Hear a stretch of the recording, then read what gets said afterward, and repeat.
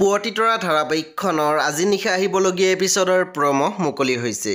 আজিৰ প্ৰমৰ প্ৰথম ভাগত আমি দেখিবলৈ পাইছোঁ জোনালীয়ে কৈ আছিল, আমাৰ ঘৰৰ সকলো কাগজ পত্ৰ এদিন ৰমনে লৈ গৈছিল।